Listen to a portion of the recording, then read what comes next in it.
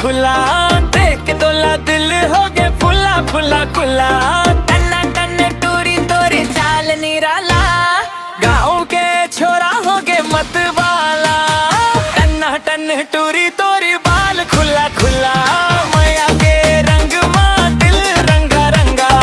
अखिले गोली चला थस धीरे, मोला बना डारे प्रेम के बंदा।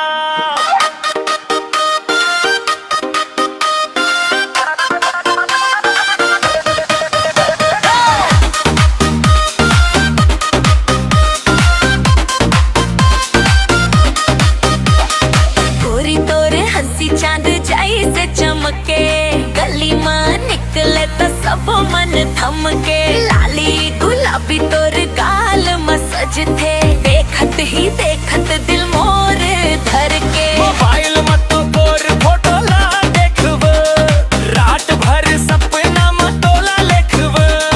धीरे धीरे बढ़ के मैं के बाता, अब तोर बिना नहीं लागे नाता।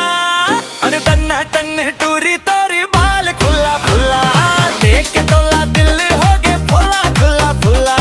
टन्ना टन्ने टूरी तोर चाल निराला, काम के छोरा हो गए मत वाला।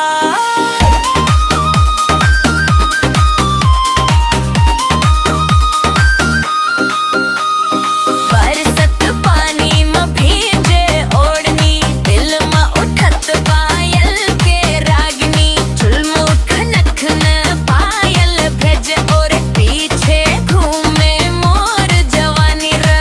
रायपुर मेला हो या हाट बाजार, तोरे संग घूमव दिन और रात। हाथ पकड़ के कहीं धो धीरे, पीही मोर दिल के बाता। अरे टन्ना टन्ने टूरी तोरी बाल खुला खुला, तोरे पाया में दुनिया भुला भुला। सीजी बीट में बाजे ये गाना, नचे पूरा गाँव आऊ जमाना।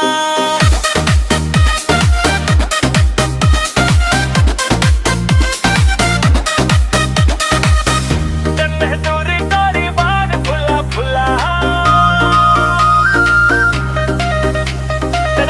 तोला दिल हो गए फुला फुला फुला।